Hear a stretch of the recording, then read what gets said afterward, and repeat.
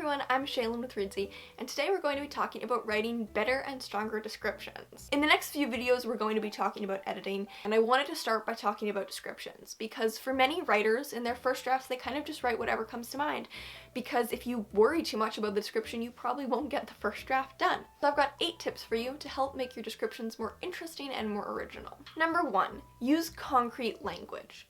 Concrete words are often defined as anything that you can punch. They're physical objects. This is in contrast with abstract words, which are things that have no physical form. These are usually emotions or ideas such as peace, loss, happiness, freedom, grief, etc., etc. These things don't have any physical form. So for that reason, if I told you to picture happiness, no one would picture the same thing because we all have a different idea of what happiness is. We know what happiness is, but it doesn't have a concrete physical form.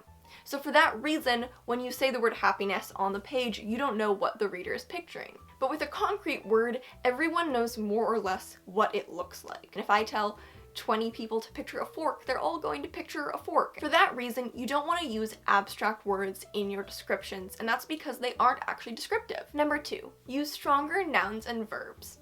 I think one of the easiest ways to brighten up your writing is by replacing your verbs with stronger verbs. Just replacing weak nouns and verbs with strong or specific nouns and verbs can make your writing way more interesting without adding any words. So for example, instead of saying she put on her coat, we could find a more specific noun instead of coat. Maybe she put on a raincoat, maybe she put on an anorak, maybe she put on an oilskin coat. These things say something very different about the character and probably the weather outside than just coat. We can do the same thing with a verb. Maybe the sentence was the paper airplane fell. Let's try to replace fell. We could say that the paper airplane drifted or plunged or pinwheeled.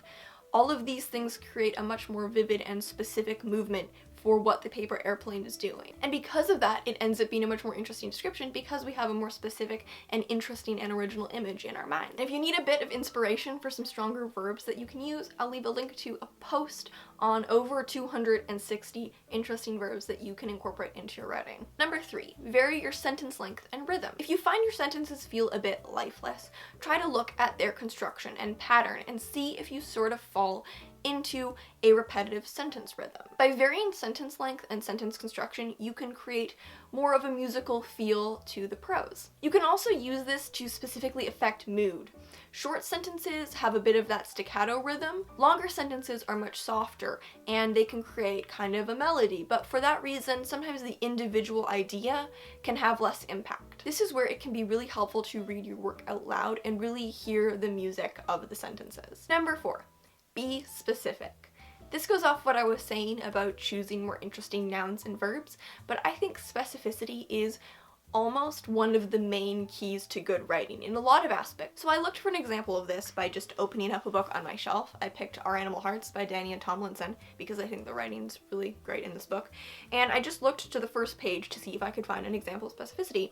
I remember things I could not have possibly seen in a photograph, like how my mother pricked her finger while sewing pearl buttons onto her wedding dress. She could have been more vague, but she specified that they were pearl buttons and she was sewing them onto her wedding dress. For a final example, and this is all on one page, you can also see the very place my brother Jacob died. The poppies nearly black in the dark, my little brother belly up and gaping at those billions of stars as chlorine gas itched his face, his eyes, his lungs. She specified that they were poppies and not any other flower, and this also indicates the time frame, and we start to realize that this is during World War I and her brother died in World War I. She specified that her brother was lying belly up, that he was gaping at the stars, not just looking at them. Chlorine gas that was itching his face, and itching is also a very specific verb. Step 5, make it in character. Beautiful descriptions are great if they're in the voice of the narrator. If you have a close point of view, so first person or close third person, anything that's not in the voice or mind of your character starts to distance your point of view and muddles the reader's perception of who the character is and how they see the world. You could describe the same scene in 2 very, very different ways depending on who's narrating it.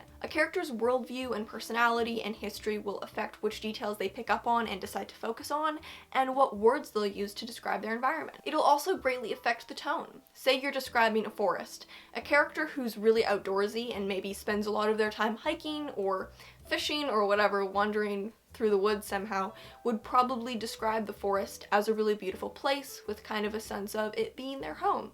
whereas a character who doesn't get out much and really prefers to stay in and doesn't like the outdoors might describe it as kind of an icky place where they don't feel comfortable. They might focus on things like the mosquitoes or the branches tangling in their hair and scratching their face, whereas that first character might have focused on something more beautiful like the light streaming through the leaves. Characters will also use different vocabulary depending on their personal lexicons. If your character has a specific background, skill, job, hobby, or interest, this can affect the words they use as well as the analogies they use in their similes and metaphors. If your character is a musician, they might use a lot of music-related language in their narrative because that's something they have a lot of history with. Go for quality rather than quantity. In a single sentence, I could describe a bedroom by telling you that a glowing fish tank casts the wall plants an unmade bed in an aquamarine glow. This single sentence is much stronger than 8 sentences telling us that there was a desk in the corner and a window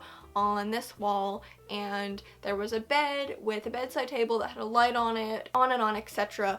Details of a bedroom that we would kind of expect. 7. Describe movement. One way to make the world feel more alive is to not just focus on what's static, but also what's moving. It can really make it come alive. Even if I was just describing that same bedroom from the last example, even though it's just a still bedroom, I could still find things that are moving. There's the slow, painterly swish of the betta fish's tail in the fish tank. Maybe there's a mobile hanging from the ceiling, lazily turning back and forth on its axis. As soon as things are moving, we feel like we're looking at a movie instead of a still photograph. And finally, cut cliches and familiar phrases. If you're reading back your writing and you feel like you've read this before, whether it's a literal cliche or just something that's said quite often, you might want to consider removing it unless it's being done purposely for comic effect. Line level cliches remove the originality and voice from your writing. Not very interesting, and they just feel kind of tired and melodramatic. If you're trying to identify line level cliches in your writing, I'll leave an article with a list of tons and tons of familiar phrases that you can try to cut from your writing if you notice them. So those are 8 tips for writing stronger descriptions. Everyone's going to have a different style for how they approach description, and how you describe things is often a really big building block of your particular writing style. Some writers are very description heavy, some are very description light and like to be very minimal with it. It's a matter of style. Comment below with a book or author you've read who you think is really good at writing descriptions and who writes really interesting descriptions. Personally, I really like Heather O'Neill's descriptions because she uses similes that are just the most interesting, inventive similes that I've ever heard before in my life. Thank you so much for watching, and remember to subscribe for new videos every Tuesday and Friday. Until next time.